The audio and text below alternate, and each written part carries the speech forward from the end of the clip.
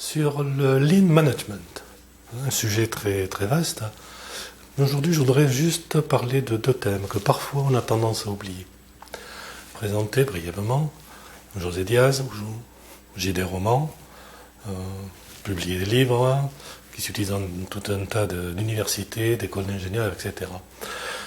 Ce qui est intéressant aujourd'hui, c'est simplement que nous avons démarré les thèmes de lean management en 1987, directement du Japon, l'équipe de Shigeru Shingo et autres, et nous avons implanté des premiers projets en France et en Espagne, jusqu'en 1993. Le plus gros projet a été la mise à niveau des usines Fasa-Renault en Espagne. Le challenge était simple et clair. Soit nous augmentions l'efficacité et l'efficience des installations et des usines, soit elles fermaient. Et la production partait en Belgique. Voilà la situation.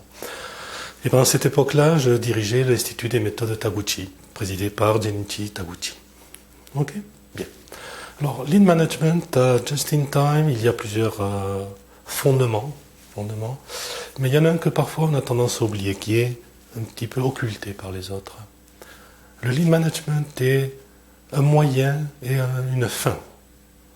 La fin, l'objectif, ce serait donc d'être plus efficient dans tous les aspects, mais c'est aussi un moyen de faire affleurer les dysfonctionnements ou les points faibles. D'accord ? Je voulais insister là-dessus, parce qu'on a parfois tendance à l'oublier.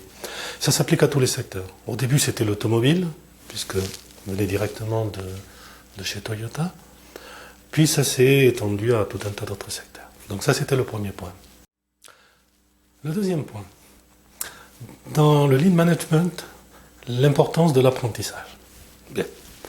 Alors, le système classique travaille sur des tâches. C'est-à-dire, j'ai des personnes sous ma responsabilité et je surveille, contrôle, mesure les tâches. Dans l'esprit du Lean Management, c'est différent. C'est-à-dire, je vais me consacrer je vais investir au lieu de dépenser. Je vais investir dans le développement et l'accompagnement de mes personnes pour qu'ils soient de plus en plus autonomes. Et je leur donne le pouvoir. Empowerment, en partie, vient de là. Okay ? Et de cette façon-là, elles seront beaucoup plus efficientes et mon business, quel qu'il soit, le sera bien davantage, en respectant le modèle du Lean Management. Cet accompagnement, on l'appelle aussi parfois coaching, mais comme c'est un terme qui est parfois galvaudé, nous l'appelons accompagnement. D'accord ? Donc voilà, c'était les deux points que je voulais partager avec vous aujourd'hui. Okay. Merci beaucoup.